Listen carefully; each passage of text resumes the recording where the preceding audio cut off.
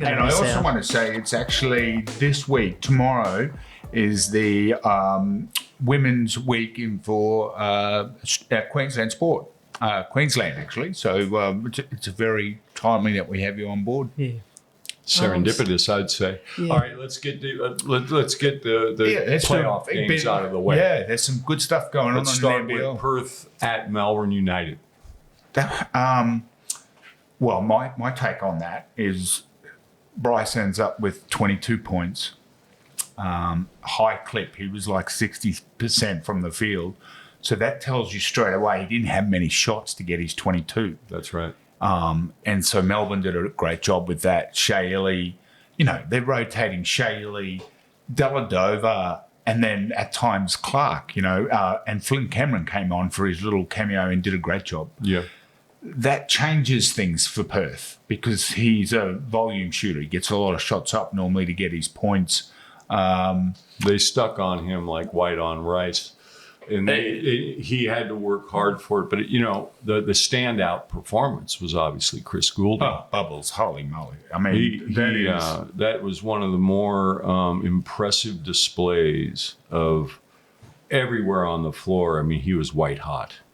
41 there points. was probably 41 in 24 minutes. That's just unheard of. But there were a couple of reads by Perth that they left him open. I just could not understand. Probably of his 10 threes, probably 3, maybe 4 of them were just wide open. Definitely 3. They missed a switch. They just... Why would you ever switch off of Goulding anyway? Never. And even have 2 on him. Leave someone else open. I don't care. Another standout performance, and this is where we've had this discussion about import guards. Ian Clark's an NBA champion. And comes off the bench and has 20 points and tough as hell. He looked like a dominant force when it matters most. But to Perth's credit, they were still in that game the whole time. Like it looked like Melbourne were never going to lose for me. Yeah, me too. Can I hurl an insult? Well, Perth's shot selection at times is just questionable. Yeah. Right? One pass, gaff. I mean, they don't really make United defend. And when they do that, I mean, it's like it's feast or famine. Yeah, and their imports, Doolittle was tough as hell. He's big time. He's huge. Like he's a huge human. I bet. Yeah. And I don't know. Skilled. He picked up in his interview pre-game, and they were asking him who you going to start on. He said, "I'll start on Jack White, but I defend 1 to 5." Yeah, and I just laugh when you think about that. He must be. They should have put him on Goulding. Well, maybe they should have. Maybe they will. Yeah. Huh? Because he's physically, like Goulding is very good at people try to grab and hold him, and that happens when you're a great scorer. But he's also very good at manipulating and getting himself free to get open. Yeah. Like someone like, that's not as silly as it sounds because he is so strong, Doolittle. It would be hard for Goulding to push off on him, But I just thought, how many guys do you know, 6'9", 6'10", whatever it is, defends 1 to 5? Not many. Not many in this league. No, but he was tough. But for me, Perth need Windler, their other import. He's a good player. Every time he scores 15 points, they win the game. So how do you go this game? Hey? How many did he have in this game? I think he had like 8 points or something. Yeah. I think he had like 10 boards, and the guy can play. Yeah. But Pinder was very productive. As always, Wagstaff. That guy, Jesse Wagstaff, is a marble. His plus minus is out of the off the charts. He's a special player and a special teammate and great ambassador for the NBL and the sport of basketball. They put him on so that he could get the ball to Cotton, and he just has this ability to get an offensive board when they need it, take a charge when they need it, and find some little play that he and Bryce have together, So, they got a special bond. Now, that game, it comes back tonight in Perth. It's a quick turnaround. A lot of travel. I would pick Perth. Who you pick? That's a good question. My heart says Perth because they do so well on their home ground, 13,000 people at the stadium. So there's a lot of extra oomph from being at home. But I don't know. I on my tipping bet, I actually have Perth, but Okay. I think Melbourne are going to give it to them. Okay. All right. Now, the game played last night, Southeast Melbourne, Phoenix from the Heartland, and versus Illawarra Hawks at Illawarra. It's such a great story, Illawarra. Isn't it? From where they were at the start of last season to where they are now to finish on top, to see, as you know, you've played and coached in Illawarra. It's a special place. The crowd, the fans, the old days in the old stadium, the bar used to be at the end of the hoop, Yeah. That was just, they'd be banging the glass wall and the hoop would be shaking while you're trying to shoot a free throw. And their coach back in the day, so you don't travel with basketballs. So you get there and we've got your basketballs they'd all be flat. And rubber. Yeah, it's like Dave Lindstrom, like smooth, like they're just taking it from the junior court. So bad gamesmanship. So Illawarra, they were down like at halftime, and straight to go into the third quarter, they were down by 11 points, and then outscored them 22-4. Yeah, like a blink of an eye. I mean, Harvey is a much better player. Yes, with Kate. What's his name? Kel Trey third. Kel. I get it around the wrong way. We sometimes don't research our and so once again we have in the studio we have Kyle, our producer extraordinaire, and once again we have Mark Thompson as our studio audience. Not now, honey, Mark Thompson. Not now, honey. If anyone wants some not now, honey, send it through to us. And it's awfully good that he's keeping his trap shut. Hello, Mark. Get in there quick. Yeah. Getting back to the game. Wollongong, they're tough. Yeah, they are. They play a physical brand. They climb in. Their depth. Their bench is phenomenal. The bench is great, but Sam Frawling, who's a free agent, everybody's going to be knocking on his door. Absolutely. I think Tyler Harvey, he's going to be getting his citizenship. I don't know if it's for next year, but he loves Australia. Wants to live here. He wants to live here. Now, if he becomes an Aussie, that's going to be something else. But I tell you, from his first year, he was very good. Then he had, injuries, lean year, coaching change, all league this year. Yeah. Was he first team or second team? He's first team. He and K-Troll are first team. And Frawls? Second team. You got 3 all-NBL players on your team. You got some talent. Yeah. The Korean kid.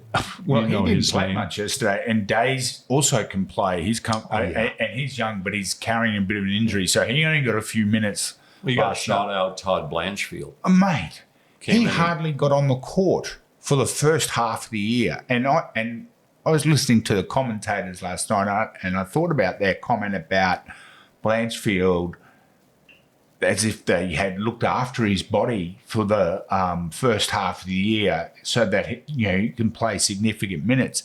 And he has played in the last quarter of the season. He has been tough. Yeah, he's been very tough. Shooting is, he's a guy who can't leave open. Well, he was white hot in that game last night. Well, mate, Kel was tough. Harvey was tough. The young kid that, the South Australian kid that comes in for Froll, he was good. Yeah, very good. He's an oxen. He's strong. Yeah. But, Southeast, again, we're in the game. They're in the game. I think the thing that they've got to have to, their coaching staff's very good. Yeah. But Hurt's got to have more than 6 shots. He didn't hit. I think he had 1 shot in the first quarter. And they defended him well. They made him work. You go. And Blanchfield picked him up a bit in the fourth, and they like him to be at the elbow a lot, right? Yeah. They really worked him over at the elbow, like they were bumping him, pushing him around, and that's off the ball, so often not seen. Yeah. But that just sort of got him out of his normal. He was like a metre higher, from the elbow. And it makes a change. Oh, yeah. They're not getting the ball where they want to get it. So they need him to be productive. I thought the guy with the long face, the other import. I know who you're talking about. Why the long face? He did okay. He was productive, particularly in the first half. Yeah, Weiskamp. we stand. We get the producers who cut. We'll get to it. Yeah, he looks like he's. I don't know how to say this because he's an American and you're an ex-American now that you're full-blooded Australian. Oh, Katrina, that pisses me. I'm Reggie Didge. Yeah, Mate, I'm dyed in the wool. but he just looks like a Yank. He's got that little rosy cheek, and he looks like he's come out of Wow. midtown somewhere in the middle of America. We're treading on very thin ice here. Oh, okay. Anyway, can we get on to? There's been some female games been going on, and there's been some upsets. Is that correct? Well, I watched the game the other night. The Spirit beat the Flames the other night. It was a great game. Yeah. Okay. Yeah, the Was that Bendigo. close? Look, The there were game I times saw, that it was. It was a Sydney good got game that caned went like up a and rented down. mule. But the Spirit just had too much. I guess tough. they played better as a team. We're also excited because we've gone. I'm really happy that we have our first female guest, but we're also having someone that is a very basketball pedigree. Oh, I love basketball. You do? If I could have picked and knew that women, played basketball to a higher degree, I would have done that as a kid, but didn't realise. I just played basketball in the For fun. local competition and did great, but didn't realise that. Where did you grow up? Well, I actually grew up in Claremont in central Queensland. So did they even have a hoop? Well, we had hoops. We played school basketball. That was probably okay. But then I went to boarding school in Rockhampton. And so as we got into grade 11 and 12, we used to play in the Rockhampton local competition. And in the women's. Yeah, in the and women's. Rocky's always been a solid basketball town. Yeah. So I grew up in Bundaberg, so I played a lot against Rockhampton and a few of your knucklehead mates, Bruce, that would be Brian Allen, that would be Rob Schreibner. They were all Rocky boys. Corey Munson. Did you get Munson? Corey Munson is just one of my favourite players that I had. I was like 16 trying to defend him, and I think he had a pair they were called Avias. Remember those shoes that came in? They called Avias or Avita, and I just loved the shoes he was wearing. It was crazy. But I was 16. He was so tough. So was Shives. Shives was tough. The BA on the baseline. So I'm a 16-year-old kid playing these guys who've had a 4-year career in college, and Reese Radcliffe played there as well. Well, you would have Bruce learned a lot. Bavard. Hey? Bruce Bavard. Because he was the first. Was he? Of that Northern Oregon. Yeah, and they had Prop Abrams. You ever heard of Prop? He was No. I think he still is there. But Rocky's a great basketball town. They've always been strong. Neil Tweedy, he's been one of their coaches there forever, and his son's really good. Son's at We played in Milwaukee, state teams Wisconsin. together with Neil. So Small world, but can we file this? Can we kind of pivot and go to Katrina? yeah. So I'm really keen to do that. Can I just have one shout out? Yeah. I just wanted to congratulate another wonderful female in basketball, and Sandy Bondello has been renamed as the. Well, I was just going to pivot to her because I met Sandy when she was 14. Wow. I lived in Mackay for many, many years, and she was in the Morenni Athletics Club, and I was in the Slade Point Athletics Club in Mackay, and she was actually a pretty good runner. She's tough. An athlete. I caught up with her, at the Sydney Olympics. Oh, wow. And then recently at the World Cup. Nice. Went down and had a good old yarn. But she's just, what an amazing woman. She's amazing. And She's going around again with the we Opals. used to have these camps because she's a year older than me. She was in Tomo's era, in fact, and we'd have these state camps. So I got to meet her, and then she was in the Lady Bullets when I was on the fringe of the Brisbane Bullets. Yeah. And she used to work out with us, when we were doing individuals or shooting. And Tough country kid. She was tough. and just a great lady, great career as a player. Yeah. But her coaching pedigree is ridiculous. Well, I watched those final games of the, the WNBA against... so she's New York, and they were playing, Liberty were playing.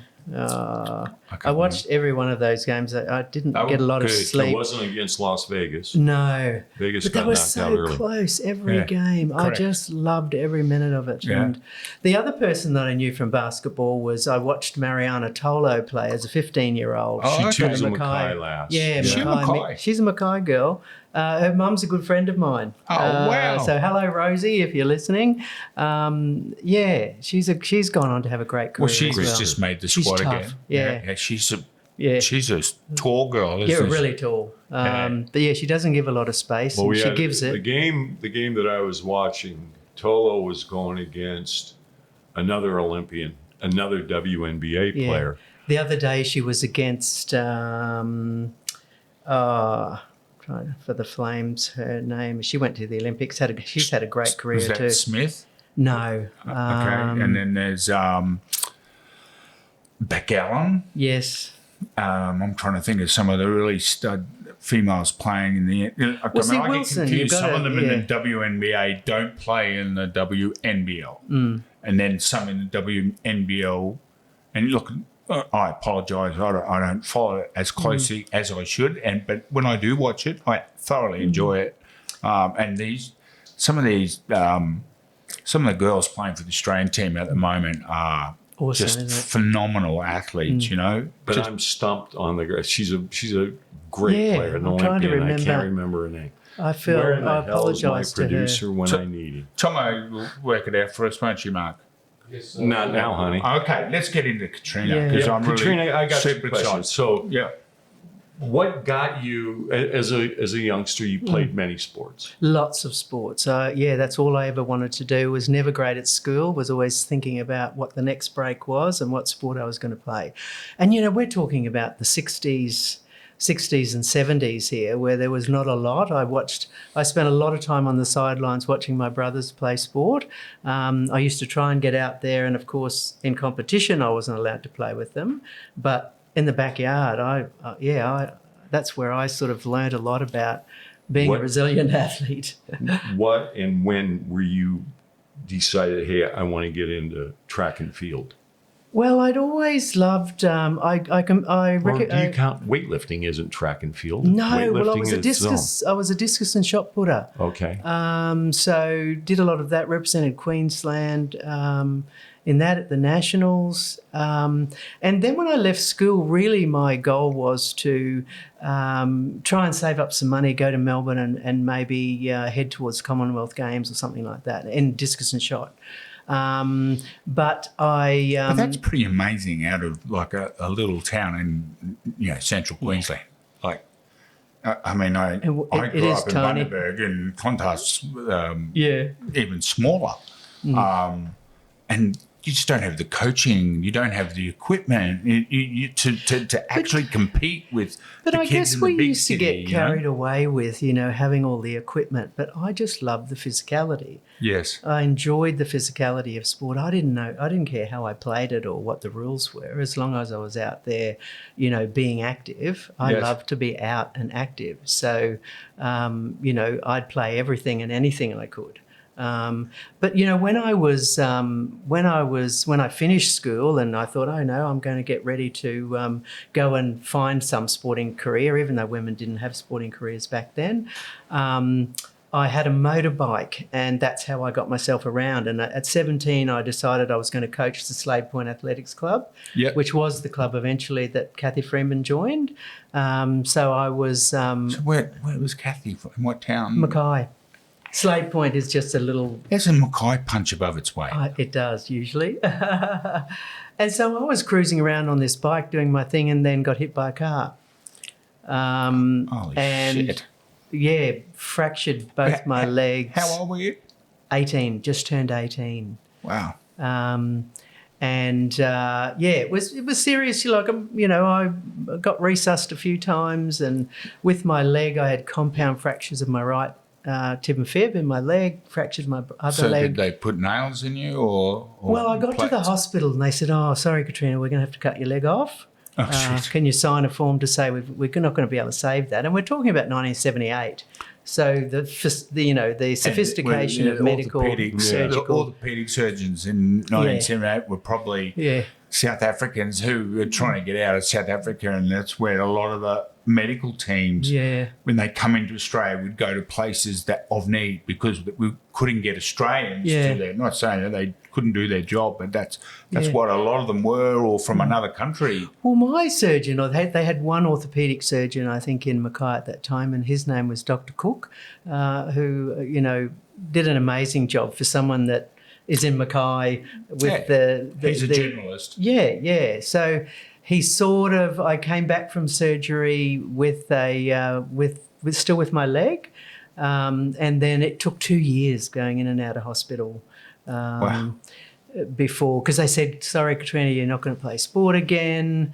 You know, get yourself a sedentary job. And, you know, I was 18. How does an 18-year-old take on that kind of stuff? Because that's all I did was sport. What did you say to yourself? I did lots of terrible things like drink too much and take drugs and all those other things that we tend to do at that age. But I guess in the end, you know, there was no rehab. So once your leg was good enough to walk out of the hospital, it was like, see you later, Katrina. You know, take good care of yourself. Because they said I'd probably have to walk with a cane, you know, because it's the difference is about 1.5 inches. Oh, you've got different leg length. Yeah, I've got different leg length, and they kind of patched it all up again. So, yeah, I guess from that, I didn't really know what to do. You know, all my eggs were in the one basket. So I kind of thought, okay. Someone said, "What, Katrina, why don't you go nursing? You've been in hospital for a couple of years. Why wouldn't you?" I said, "Oh, yeah, whatever." But anyway, I put my name down because I thought they're never going to. In Mackay? Yeah, they're never going to say to Katrina, "Come on, Katrina." I wasn't the easiest of patients either, by the way. So was this in the public or the Catholic hospital? Yeah, okay. Eventually, I went to the... With all the nuns. Yeah. They kind of tried to sort me out. But so I went nursing, and what a fantastic experience. I got to learn what the other side of the bed was like and just was so curious about people. Yes. I learned so much about people. In that. I mean, and it's you know, you see people at their best and worst and everywhere in between, and, you know, why do some people manage horrendous things? Incredible career, nursing.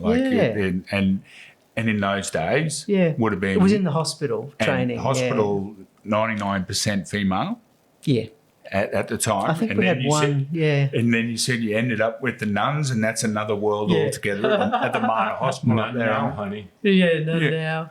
Because the nuns aren't involved in any of that nursing career anymore. They're very much in the background. Yeah, they are. And way less of them.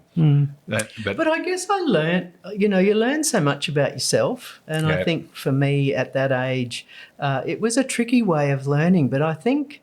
You know, that die-hard sort of physicality that I'd learnt in that early stage, nothing fazed me to get out there and try to do what I could always do. So, you know, and as I went down, then I moved to Brisbane and I worked at Greenslopes Repat when it was a repatriation hospital. Right. So then I started. It still gets all the DVA. Yes. Yeah. Well, I found that was probably a really turning point for me because amazing institution. Yeah.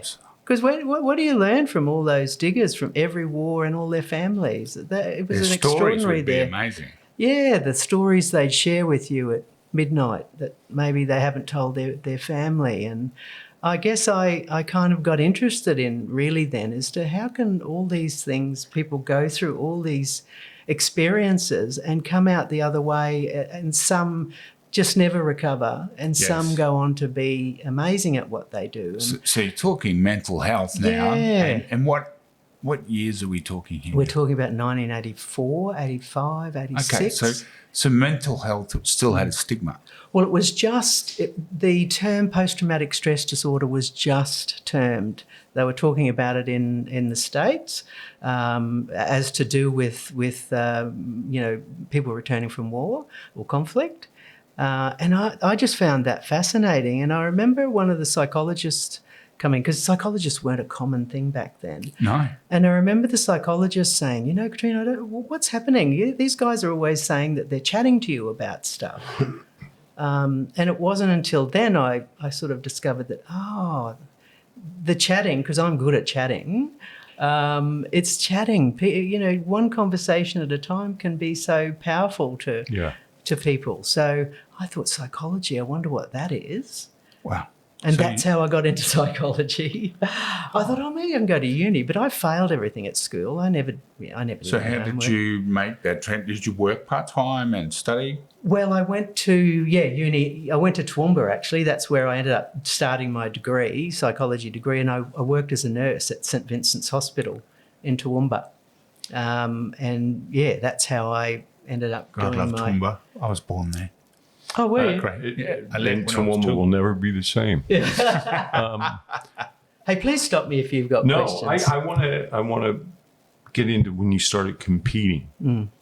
Well, the competing, because that's the competition, was once I finished psychology, I moved back to Mackay, and I was thinking, there's just something missing for me. Like, you know, that's great. I'm a nurse. I'm a psychologist. I've got this great career as a psychologist, blah, blah, blah, blah, blah. But something was missing. And the 94 Masters Games were in Brisbane. Yes, they were. Yeah. And I said, I thought maybe I can go and compete in discus and shot put. Maybe I can go to the gym and learn, get stronger, blah, blah, blah. So. And how were your legs at this stage? Well, they were okay. I mean, my right leg was still there wasn't a lot of muscle on it. It was still fairly, not compromised. It was healthy. Yeah. There was lots of things that I could do with that. But I ended up in this gym and started training. The guy there said to me, and it was a gym that was kind of like a concrete block with some chicken wire around all these weights. So, it's not the sophistication we see these days. And he said, come and train with me, Katrina. So I started training with him. And he said, look, after you've competed in the World Masters, which I won 2 golds and 2 silver, by the way, thinking, well done. How did I do that? But it was just persisting with training, and I ended up really loving lifting weights.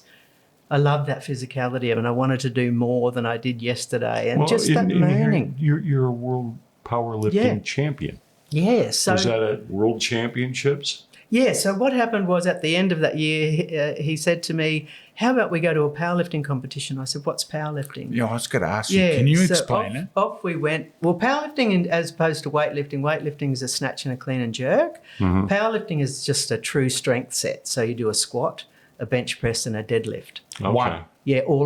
You actually have 3 lifts in each of them. And it's the overall winner is the person that does the best in each. Accumulating the most. Okay. So some you're going to be better at than others. Squat, bench. Yeah, squat, and then a bench, and then a deadlift. So straight up off the floor. Yeah. So we went to a competition in Townsville. We left at 2:00 one morning. We arrived. I didn't have any of the gear, I just had my sand shoes, and I didn't have a belt or anything like that. He just said, "No, have some fun." And he showed me the week before, this is how you do a squat, a bench press, and deadlift. Anyway, I broke an Australian record in the deadlift as a novice without any of the gear, and the belt makes a difference, I'm assuming. It does when you start to train and do that. At heavier weights. Yeah. But see, I guess that's where sometimes we go wrong, is that we think we have to have all these other, equipment to be the best. So he said to me, "Katrina, I haven't actually been telling you as we've been training that what you're lifting, I don't usually see women lift." But it was just a natural instinct that I enjoyed. So I thought, maybe I should do better. So you were working as a psychologist full time? Yeah. And doing this on the side. As an athlete in that era, you at work, you didn't get paid. I kind of worked full time and studied and let's add trained pivot full time. On that. Female in Mackay. In a gym next to a cane paddock. That's just friggin' ridiculous. Yeah. It is crazy. But you go with what you have. And so it was, I just thought, let me be serious about this. Let me see and it wasn't about being a world champion, because I never thought that was something that I could do.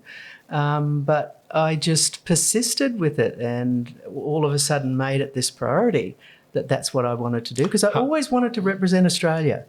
And you've done that. That was always the thing I did. So I did get picked in an Australian team for the World Championships, and it was just the most exciting thing, putting on that Australian tracksuit and thinking, wow. So what World Championships, where were they held? The first ones were in Canada, a little place called Kitchener.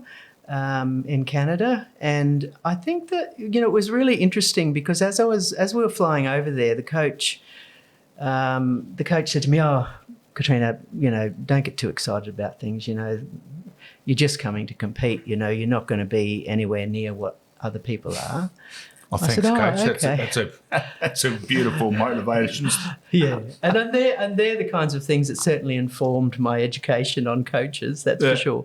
But they have what they have back then. It was very clear about what you needed to do, and it technically quite good.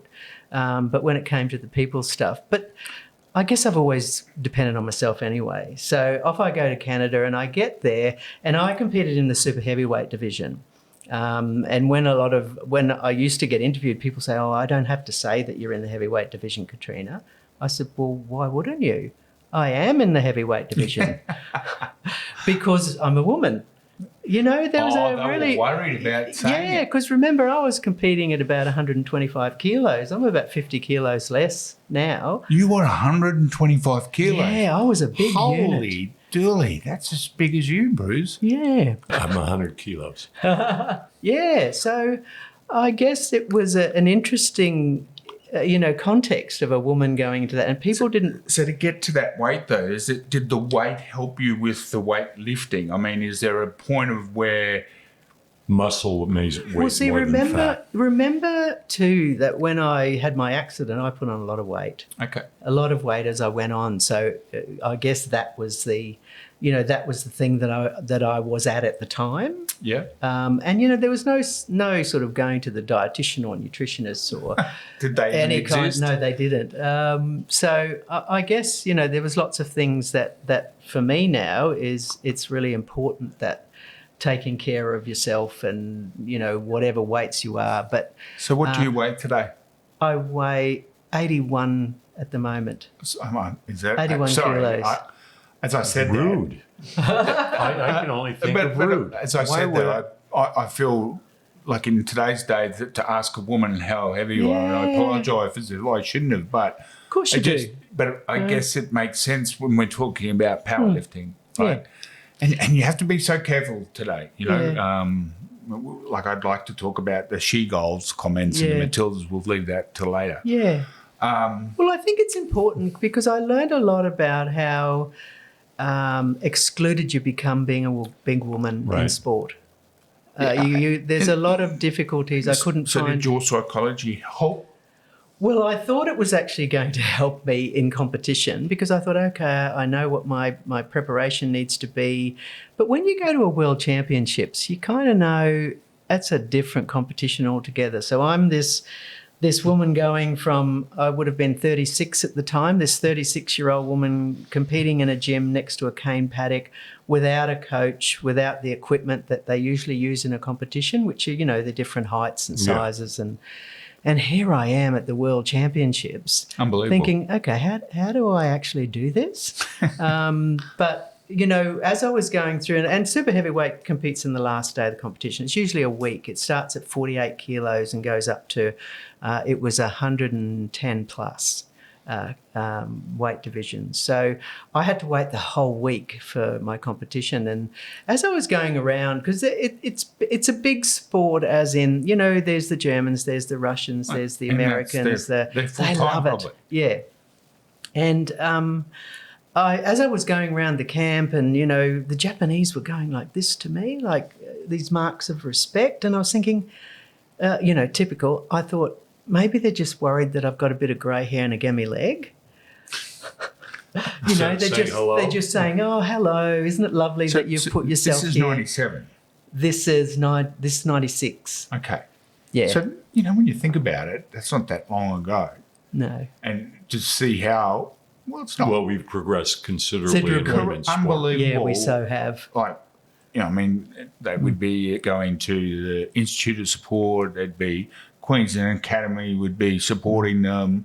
You can do it now in a wheelchair. There's power lifting. Well, Harney Watson, the amazing powerlifter, she benches 140 kilos. My.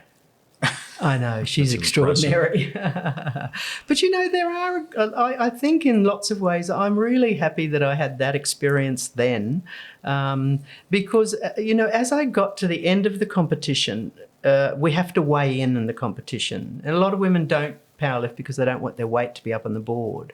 I think I weighed in about 125.5 kilos. And because Australia was just a tiny team, we had one person who used to fill out all the details for each of us. And we have to check it with the head referee because it's it's commentary and all that. So I went through that. And for occupation, this cheeky Australian person had put my occupation down as crocodile wrestler.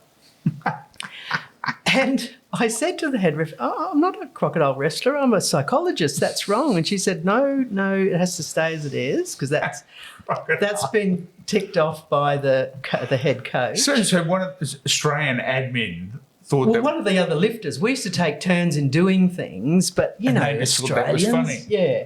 And I've got really bad scarring on my leg. So what had happened was someone from the Russian team, who they're not allowed to talk to anyone, so they sent someone over to the Australian team when they were having dinner saying, why has that woman got really bad scarring on her leg? And that was Crocodile Dundee times. She said she wrestles crocodiles for a living. Okay, I believe you. And that was what saved my butt for sports psychology because they left me alone on the platform. Because when you warm up, they'll do everything they can to intimidate you. If they can push you off the platform or drop a weight on your foot, or and they're pretty good at sledging too. They would, but they'd just look at my leg and leave me alone because they thought I wrestle crocodiles for a living. And what would she do to me? Good Lord. And then that was when I broke my first official world record. So I picked up a 240 kilo deadlift. 240? Yeah, so that was a really exciting time. And then there was the big presentation that night.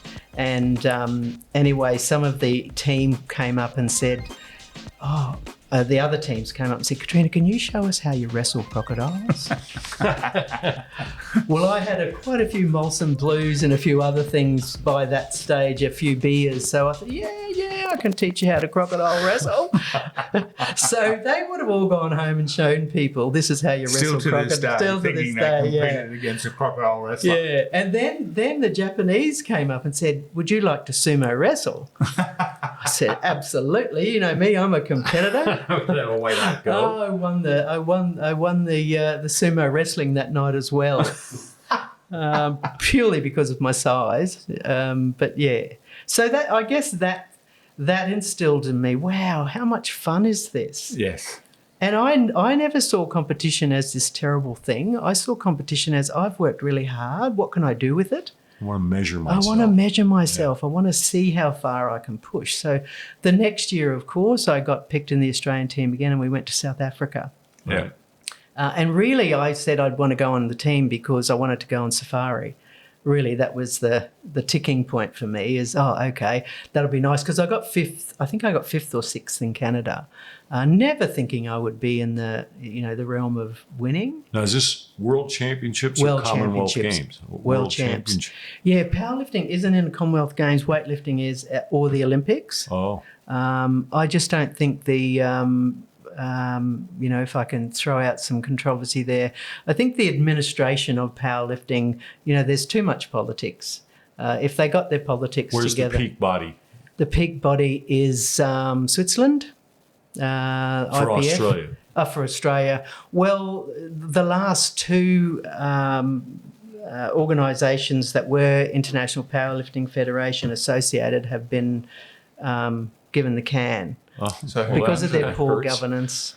Who governs it now? Well, nobody. I don't know how you compete because I was going to compete in 2020, but I got thrown out of the organisation because I questioned a lot of the governance issues and some of the ways that they manage the organisation. So I don't know what they're doing. So it's rudderless. Yeah. Unless you, I don't even know what the IPF are doing about people wanting to compete. I'd still be competing if I could, because I want to still compete when I'm 90. I want to break some 90-year-old records. I want to be 90 and break world records. Good on you. Because it's 'Cause you possible. can. It's possible. I mean, if I take good care of myself and be smart with my training, and I was always smart with my So training. you're still lifting today? Yes. Yeah, I Good still on you. lift. Mental health. That's what I learnt about lifting weights, mental health. It was great for my mental health. And I worked through lots of different things, just lifting weights. I mean, there's a certain amount of, a couple of things I take out of that is the joy of playing and participating in sport, especially at a high level. It's a motivator. Absolutely. You know, to be part of a team, like powerlifting team, going to that, be part of a basketball team, cricket team. It doesn't matter. It's that. It's hard to describe to people who's never had that experience. It's dog eat dog, and the pressure is enormous. Yeah, but the friendships that you know, to this day, as you know, here we are, two old blokes. We're like Statler and Waldorf, you know, the two old guys from the Muppets. I've never seen the Muppets. Well, I'm only into educational programming. Yeah. You know that, Steve. yeah. But does that make sense in terms of, I just really enjoy hearing what the motivation and the mental health, which again, in our era, no one talked about. No. But today, absolutely, it's a critical part of sport. Well, and which is my motivator for starting the Women's Sports Academy. Okay. Was actually about, there's so many things we're missing in sport that we're not putting together and connecting. Okay. And those connections are, you know, lack of education. Yep. Around women, females in sport, and all the things that females are different to. We can't translocate what men do to what women do. You know, there's some similarities, but physiologically, you know, hormones. And, Well, the whole transgender thing is an interesting conversation. I try and stay away from it, actually. But would it think in powerlifting that would be a massive advantage to men? Trying to compete against women, it's just I don't try to get involved in controversies that I don't know much about. But you're more than willing to make a comment on it. Yeah. I totally don't understand how a man can compete against women because physiologically we're just different. Refresher, we're here with Katrina Robertson. Speaking about now, you are the founder of the Women's Sports Academy. Yes. When did this get up and running? Probably about 18 months ago, I started to think about this is what I'd like to do. And because at my age, being a psychologist, and I love sport. So, you know, some people say to me, Katrina, if you won lotto, what would you do? And I'd say I'd travel the world and watch sport. Really, that's what I'd love to do. I love what sport gives me. I love the conversation. I love the people. I love watching people, you know, try and get more out of themselves or become more the people they are. Probably is the better saying is people becoming more of who they are. So, and there's my lived experience is, you know, talent is evenly distributed, but opportunity isn't. Great point. Yeah. Yeah. I can make a T-shirt with that saying. Yeah. It is a really important point in looking at, because my lived experience is female, of course. So I've lived the exclusion from a lot of things, and I want to be part of the education. And it's not about knocking what's already here, but it's now contributing something that is going to shape how we do things. So can you explain the Women's Sports Academy to me a bit more in terms of how you started 18 months? Well, hence really lots of conversations with Chris Weir, Fit Education, because I've known Chris and Brian for 20 years. Yeah, right. We've done lots of working together in a whole range of things. And when I came back from Perth, because I was in Perth for a couple of years working, and, you know, I said to him, you know, maybe I should be part of the education or how. So we just got talking, and one day I just said, let's just do it. Okay. I think that's what I want to do. I want to contribute all the things I've learnt and, you know, encourage younger women and those that are coaching and strength and conditioning by having conversations that are educational So hence, we can do the Diploma of Sport, a bit like what Brian Curl Academy is doing. Yeah. I So do that you're the doing women's it sports. with girls? Yes. Giving girls an opportunity to have a safe place to have their own conversations, learning their own information. And where do they go when they... Fit Ed. Oh, after? Yeah. After, with the Diploma of Sport, you can do a whole range of things. You can be a sports coach, you can be a high-performance coach, you can be, a talent development. Right. There's a whole range of things that women can be, can achieve after. Associations on any sport these days are semi-professional because they need to employ full-time staff to whether it's a basketball or rugby league or, Yeah, they should be. Yeah. Yeah, they need people full time to be able to deliver. So there are so many more jobs in sport than when you grew up in, but you're creating young women and giving them the confidence to go for these roles. Well, I wanted to step out of some of those structured institutions that teach the average. Apologies to any universities who may be listening at the moment. Unless you have a good... There's another forum we'll be out Unless now. you have someone who's really interested in female learning, we tend, you tend not to drift from, what that curriculum or that is. So it's just... And there's there's some great things happening in universities around women's sport and research that's happening. But I guess I wanted to bring it back to this is something that is accessible to anybody. Yep. Going into schools, even doing basic education around, why are we having so many knee issues in sport? Yeah. And when you have a look at 10 years ago, women weren't playing contact sport until the age of 13, or there was kind of very amateur you're competitions talking going on. AFL, you're talking rugby league, rugby union. Girls haven't been playing that for very long, And then all of a sudden, in 10 years, we've got them expecting them. Have ACL? Is it ACL? ACLs, yeah. And see, and they haven't actually had from primary school, the movement and the education, or even doing resistance training. I'll throw out a controversy. We really need to, in with young girls in primary school, giving them resistance training. And I'm not talking necessarily about weights. Yeah, body weight, there's resistance bands, there's plyometrics, there's a million different ways that we can get our girls in better physical shape to take on those careers as an older... So do the peak bodies like Basketball Queensland, do they reach out to you? Because we were just investigating doing a coach's course for Brian's club, the Owls. Yeah. Nothing was practical. Yeah. And I've noticed that, and I've delivered a few of these, we don't even touch on this. Yeah. Right? Well, I think that's why Brian's now got me. I'm doing a coaching girls seminar. We're just throwing out there some seminars through Curly's, and they're free seminars around investing in the women in their sport, in basketball. So injury prevention, coaching girls, psychology and sport. So if you go to Brian Quill Basketball website, you can register for that. It's for anybody. I think that's awesome. I've got two daughters and I've got a son. And I coached basketball for a very long time. And I went to coach Frankie's team, year 9. Mm-hmm.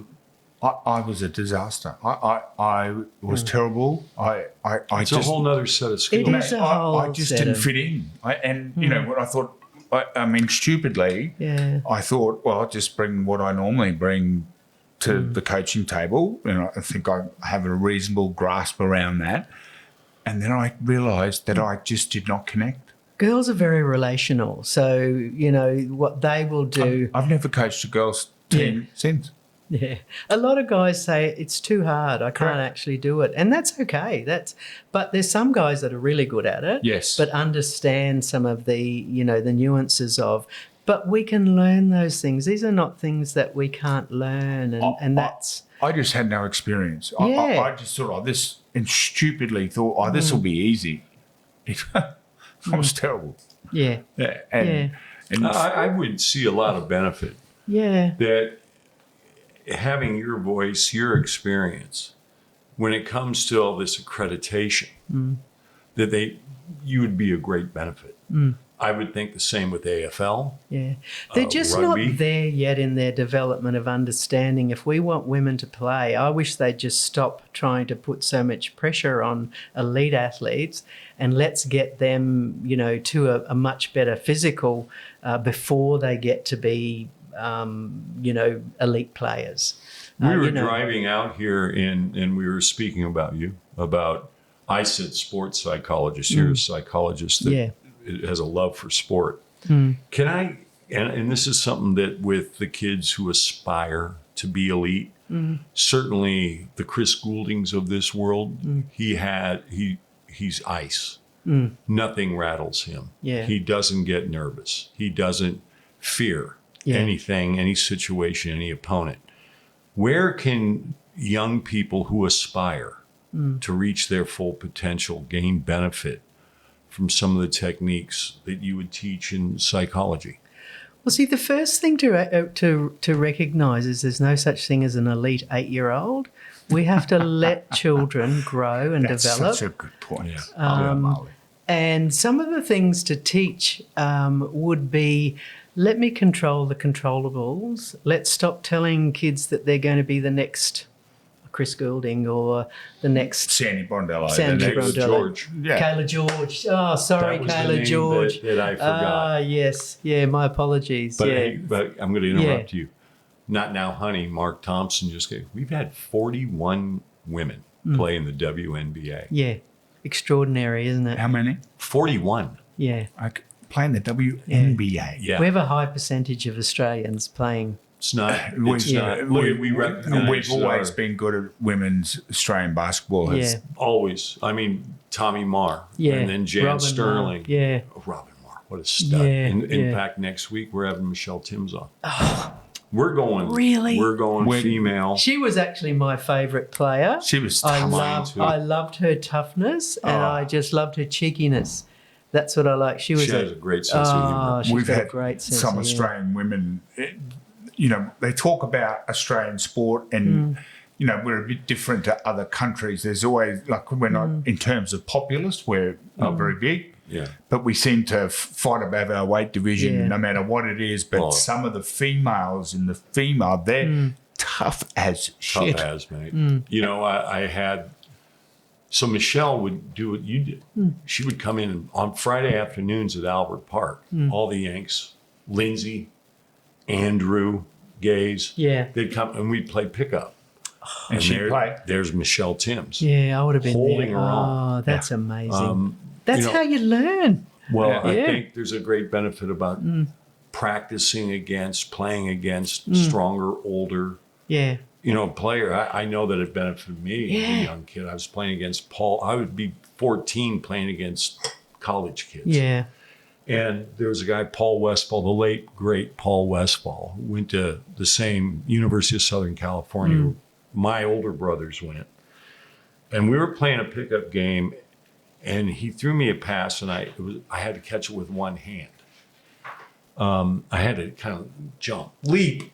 Oh, And a very high he leap it would have been. paid me it just made me swell up. He said, Yeah. that was a great catch. It was over the moon. Yeah. You know, that I was able to impress him. There was another one that used to train every summer. His name was Mike Newland, who had a 14-year NBA career, but he lived right by the high school. Yeah. So he was in there. We were working out every day. And after he played, this is an interesting story that's taking us nowhere. I'm going to bring it right No, back that's to you. all right. Oh, sorry. After but he can I- retired, can I he wake became up? a brain surgeon. He's a The brain guy- surgeon. He's That's a brain, awesome. Well, now I think he'd be retired. He'd be Yeah. 80 years old. I'm Wow. 70 this year. So But so you make a really good point there, because what we need to do with our kids is mentor them, not Yeah. be their instructors or tell them how to think. They know how to think. It's about facilitating how they think.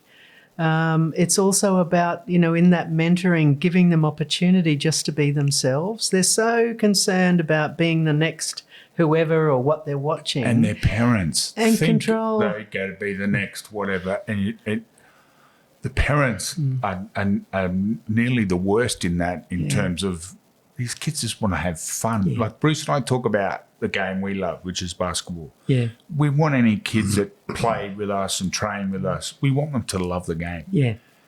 And we you know what? You're not going to they be shouldn't in the be NBA. specialising. You know, it's having the joy to discover what you can do. And one of the words that is really important in the Women's Sports Academy is discover and become the better you, the best you can be. Not the best what others prescribe that you should be, but to prescribe what you want to be. And what does that look like? That's how you develop a good platform, psychological platform, is have experiences yourself, not people telling you what you should feel or shouldn't feel, letting them talk about how they feel. But you know what I love about this conversation? It actually leads to real world. Oh, yeah. So this transfers over into your job, your career, your family. Your relationships, yes. Right. And, you know, we heard about mentors in my day, and I'm very fortunate. I look back, I did have some, but it wasn't a title that we actually said someone's a mentor. Yeah. But I know, like, I look after a lot of staff, and I openly talk about each of them having someone helping mentor, like people who directly report to me, but then they have people report to them. And it actually becomes a topic of conversation out there in the real world, because you now listen to entrepreneurs and they will have male and female. There's someone that has helped them along the way. Sport just happens to be the greatest example of where it can be displayed. It's the greatest facilitator of good learning. And, you know, if you're smart in sport, you can be smart in life. Yes. So learn those smart sports skills, take them into your life skills and vice versa. It's not as if you're doing a totally different set of skills. You're just building on each of them to grow who you are. And I think that's a really important thing. And for parents, remember, you're your kid's frontal lobe. Yeah, right. You know, you're not their friend, or you're not those other things. You're sort of like that stand-in frontal lobe every now and then, because emotion always swamps logic. So if you've got your kids that are really worrying and stressing about everything, they can't possibly, in that frontal lobe, find a solution, come up with a way of doing that differently, if they can't actually get that stress level down. So it's teaching your kids about being stressed. What can you control? What can't you control?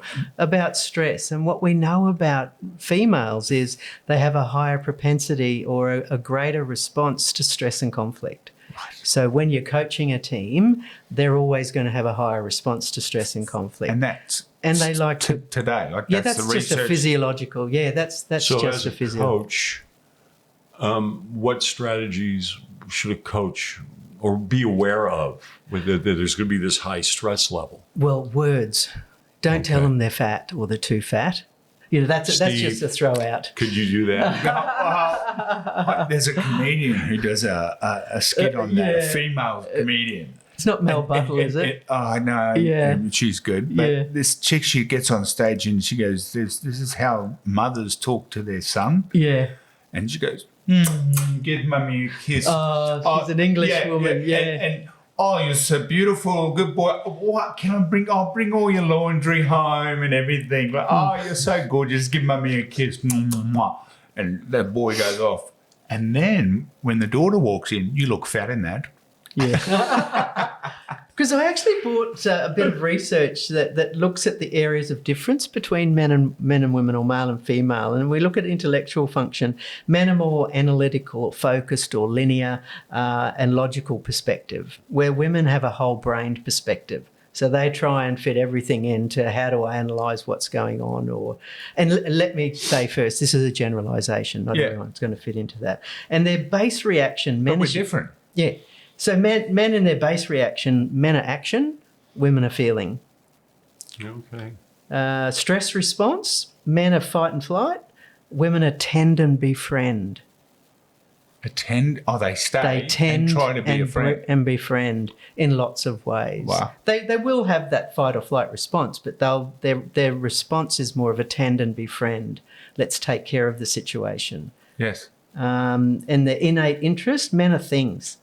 Women are people. as I said, this is a generalization, and survival strategies, men go, they're through self-interest, hierarchy, power and competition. That's their survival strategies. And women, their survival strategy is through relationships, empathy and connections. So when you're thinking about a team, or managing a team, and mental preferences, men are hardwired to systemize. Women are hardwired to empathize. Wow.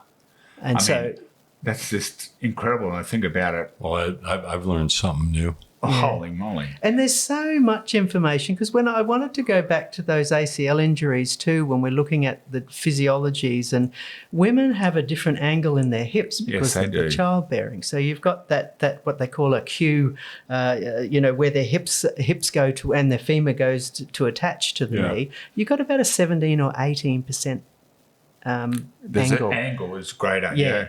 So hence, when you put the way they jump and do all sorts of other things, that's put enormous amounts of pressure on your knee, as well as that ACL.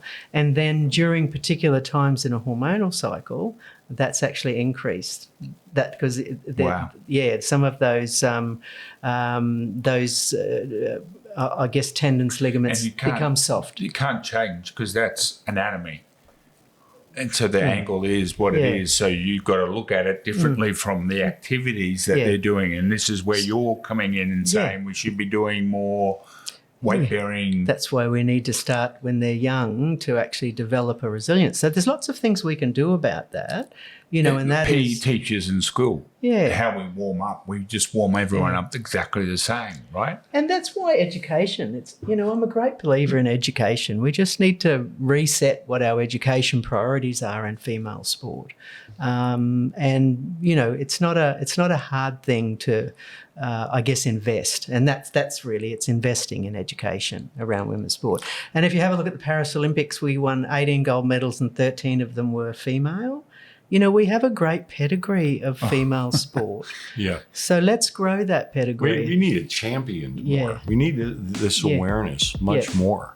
Yeah. Hence, this is part of why we're lucky enough to have you on. And I try to think that I was completely clueless. I had 2 daughters, but it's just completely clueless. You just think you treat it exactly the same. I'm trying to go back to my U19. I treated them exactly the same as I treated boys. And now listening to that conversation here about the differences between how we process things just makes me go, I've never been. So in 97, I had the chance. I was an assistant with Tom Marr. Yep. This was Lauren Jackson's first camp. Oh, wow. With the Opals. But I tell you, the toughest, Scott Fisher was a mentally strong, always physically prepared, skilled. He was a stud. Robin Marr and Tim, first really Robin Marr, Tom's wife, just a stud. Yeah. Relentless. No complaining. And she never actually showed much emotion. No. The effort that she expelled. So you have a great leader. Timsy, Trish Fallon, Rachel Sporn. I was going through these players. I've actually got a basketball from Annie the 2000 Olympics. Penny Taylor. They had a collective character about them. Sandy, for sure. Sandy would have been probably the leader that Robin Marr followed. Yes. Because very, very similar as far as relentless. And that was one of the things that Tom Marr put down as his performance value. Relentless persistence. We never give up on a play. Well, consistent effort will beat brilliance every time. And they had it in spades. Yeah. But what we're saying, though, is how you deliver that to females. And we're generalising, I understand. But we're talking about the elite of the elite here. These girls, we're just mentioning their names. And maybe it's really being able to have conversations. I just wish we'd talk about it more. That's how we're going to learn more. Talk about it amongst each other and, kids understanding. Like when you say, how can parents help their kids? Stop trying to be their coach. Yeah. Be their parent. And it's about, your children is hard. And you can still coach, but make sure the boundary is really clear. Yes. When I'm your coach, this is where I'm going to be, and we can talk about it as a dad later.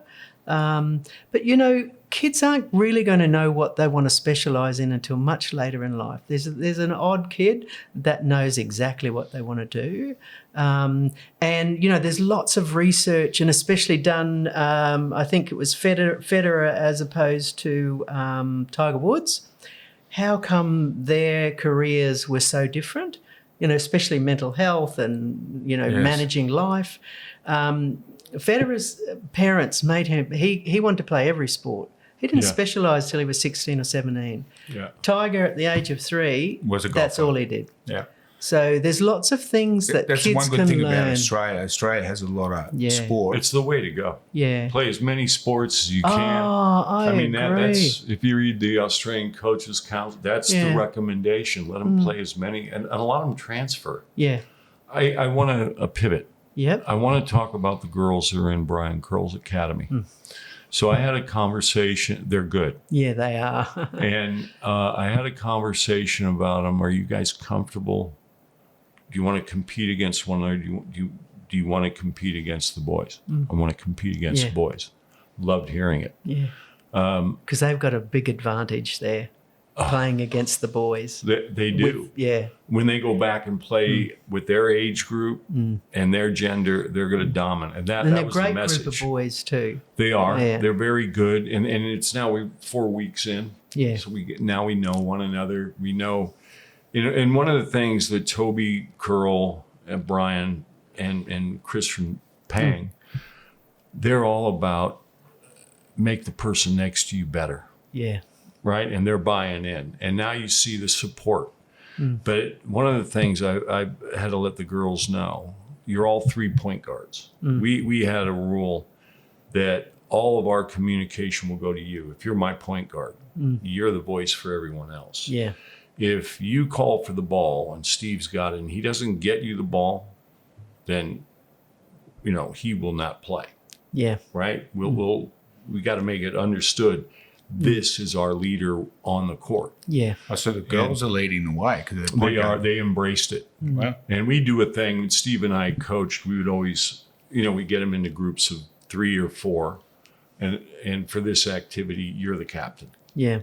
So if it's a defensive drill, offense, you can do anything you want, but that's on you. You're the captain. You're also responsible for score. So we used to like I love Bruce that. and I like to have 16 to 20 at our training for a team of 10. Yeah. So we'd always have some, and we made it clear. We would never say to a kid, you're number 18. We let him know that's where you're a long way from being in the 10. But these kids just wanted to be there. But we created training where they were getting exactly the same as the guys that are in the 10. Right? And Bruce, pre-season, we'd say, right now, if we choose 10, here's the 10. Yeah. So we were honest with them. And again, we're dealing with boys. But the drills that Bruce is talking about was just phenomenal we would say at the start of the session, we'd end up, we think we got 16, now we got 14. So we quickly adjust our teams. But eventually we'd say, hey, Katrina, you're the skipper of the blue team. This guy's the red team. We'd have bids. But you see, what I love about that is there's no playing favourites. There's no, I'm going to give somebody a bit more opportunity because they're a better player. You're actually being really honest. You're being open. This is what I want from you. It just made the session so competitive. Yeah, you want to find out too from us. Yeah. You're the leaders in this. Yeah. I want everybody a chance to lead. Yeah. I want everybody a chance to follow. Brett Brown had a great line. Yeah. I want leaders. I want good followers. I don't want loners. Right? And that stuck with me forever. And that, because you don't know what you're thinking. Yeah. But what you're doing with the girls and boys is the girls are learning about, the boys. The boys are learning about the girls. And there's so many great skills they can teach each other. Yeah. Just about being present and being in the game and helping each other. Just because they're girls or just because they're boys makes no difference. When you're on a team and you're playing, doesn't matter whether you're black or white or girl or boys. And I'm hoping that we get more girls. Yeah, I hope Right? so too. I mean, because these three are special. And you know, and they're learning. If I were to compare, obviously the ones with the lowest skill, the boys now, they're going to improve. You'll recognize the improvement quickest. Yeah. These girls, and they gobble it up. So we try, and every session we try to teach them a new offensive move. Yeah. Got it. And then, you know, when you know that they want to find out how good they can be, Yeah. when you see them practicing it before we start our session, Yeah. that makes me feel like, you know, that's great. Yeah. I'm going to feed you again today. And the next thing is be that leader. Yeah. I know that we're all new to one another and everything else, but now that we've gotten some familiarity, I really want these girls step up, because you are a leader, Yeah. right? I and you're love playing that, the and that's position exactly on the what court we where do. you need to be the leader. Yeah. So more like Retha, Yeah. young Retha. What an amazing good young player. I've actually watched her do the training. She's special. Yeah, she is special. And she'll probably play youth another year Yeah. with the Caps. Not that, you know, physically, I think, and skill set, she's ready to play the next level, QSL. Yeah. But she's quiet. Yeah. You know, just naturally quiet. And Yeah. that's why the drills you're talking about, not everyone has a leader by voice. Yeah. But she's got great presence. She's got got great presence, great demonstrate. presence. Yeah. But when you do these drills, again, what we're doing is we're teaching people to do things that they're uncomfortable, and Yeah. only in the uncomfortable place to learn. Now, are they maybe never be the top leader, but by doing this, training this, you're actually making them be Yeah. a better follower. And Yeah. that's actually a really good point, because one of the things that made me a better lifter, a better athlete, was facing the discomfort of, you know, if you're thinking of my best squat's 260. So can you imagine getting under 260 and you can't change your mind halfway down? You have to absolutely commit your That's getting whole close to se- 600 pounds. Yeah. Yeah. You got a couple of fridges. I can't. Hey, and I'm not here when you're shifting house, by the way. That's what we I'm got not you here that for, weekend. Katrina. We wanted to move the fridge. But, you know, getting under that and having that capacity to say, I'm going to get under that and I'm going to feel it and I'm going to go with it.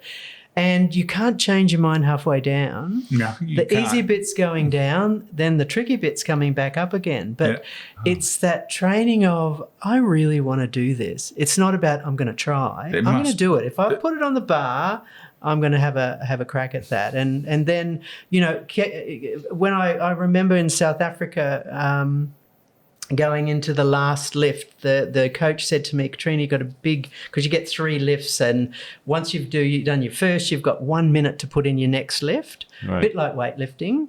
So after my second one, I think I did 250 deadlift, and I was actually running third. And I thought, oh, wow, wouldn't that be amazing being third in the world?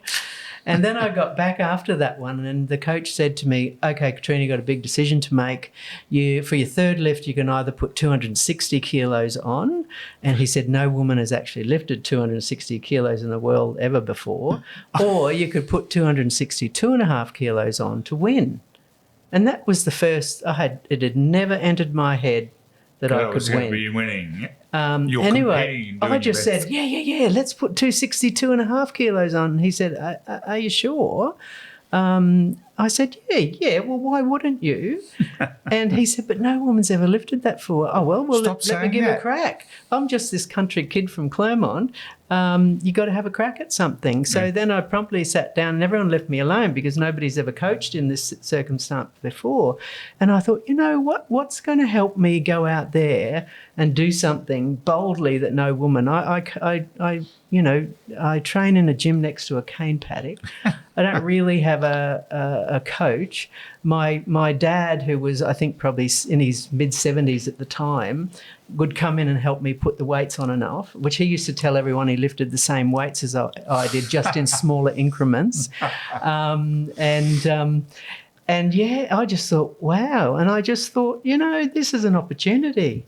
And you nailed it. Yeah, and I went out there, and the presenter was a Daryl Eastlake. Remember Daryl Eastlake? Sure. Yeah. With he had a South African accent. He said, "Load the bar for Katrina Robertson from Australia, 262.5 kilos. No woman's ever lifted this before. This is going to be amazing." So everyone was just going crazy, and then the crowd had stood up and tried to get closer to the stage, and I thought, oh my God, I'm going to disappoint a lot of people if I don't get this. You know, all those silly things that you say to yourself in the moment. And honestly, I think I just levitated all the way out there and thought, let me just have a go at this. How exciting is this? And yeah, picked it up, put it down. So that three time, three white lights, and it was yes, and I'd won the world championships. holy. So this is 97. 97, yeah. That's just incredible. It's amazing that we both won our world championships in the same year. Was it 97? Is there world champions in this building, in the studio today? There's two. Is that? Just the two. Well, how lovely is that? 97. great. It was a great year. it- I was 37 at Wow. the Oh, time. geez, all 97. What was that? 40. Katrina, you're I was 42. I love your story that you come out of country Queensland and I'm just a country girl. and so many of our Aussie stars, you know, have just come out of, like Kathy Freeman, you're talking about, out of Mackay. Well, 75% usually of people who represent Australia in sports have come from regional areas, and Is that right? they teach them. Sandy's a Mackay girl. Yeah. Right? Yeah, we mentioned that. Yeah, so- Robin was a Ballarat girl. Yeah. Robin Gull was her name. I mean,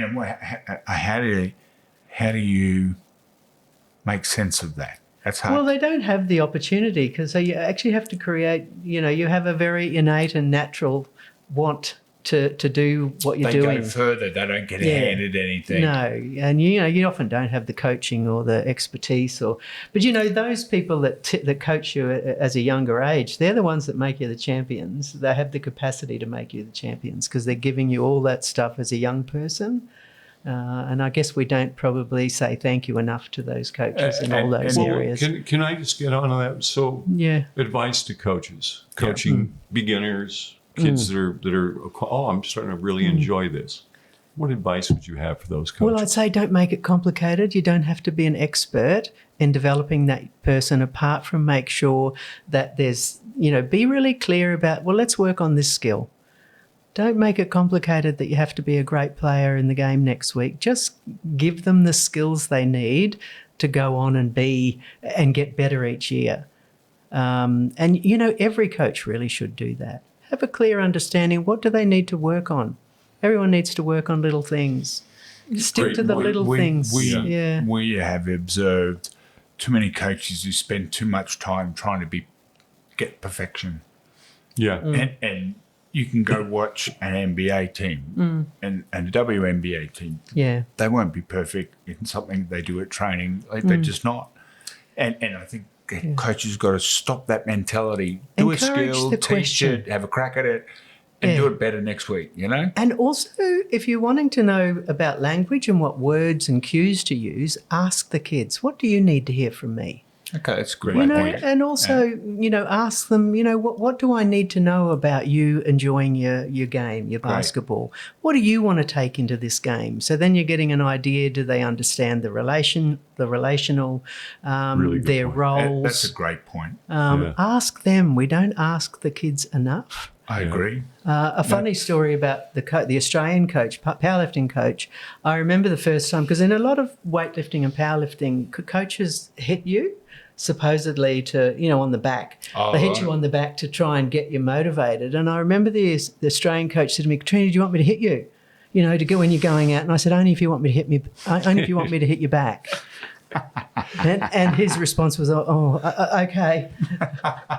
So Oh, that's so sometimes good. it's about asking. We have to ask the kids. Don't pretend that we know what's happening in that little head. Here I am, 56, coach for a long time. I just learned something.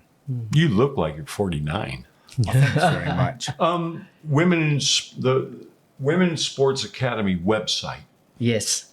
What is it? It's It's just if you go to womenssportsacademy.com.au. Perfect. And it's women's sports, so it's actually two S's. Okay. womenssportsacademy.com.au. And I also found you've got a nice little website about you as well, which I got onto. Yeah. So I think if people want to learn more about what you do, Katrina, there's a really so that's Katrina Robertson. Yes. Yeah. So Yes. if you just put in Katrina Robertson presenter, it comes up. Yeah. And I enjoyed reading your website and your story. Thank you. And You know what? I love What having Steve's a trying yarn. to say? You did your research, which has been a little bit of a sticking Thank you. point with Is some that of our an listeners. And you know, is that an insult? can I say I feel, privileged and honoured that I've been the first woman to come on here, Yeah. and I've really enjoyed talking sport. I love talking sport. Yeah. We'll get you back. And I just love that. And I feel we just I feel chat. really excited that I beat Michelle Timms on here. So can you say to her, Timsy? Well, that's what we're looking forward to next I'll week. drive that nail. No. So I was always a big fan. Thank you. Thank Katrina. you. You've My been pleasure. Absolutely. Absolute pleasure and Yeah, a great totally. story. And I'm so And glad we had you. A source of information, a learning tool for me. Totally. So that's Katrina Robertson, women's sport. That's 2 S's. Women's sport. Sports. Yeah, Academy. Women's Sports Academy. .com.au. Thank you for the opportunity. Thank you very much, Katrina.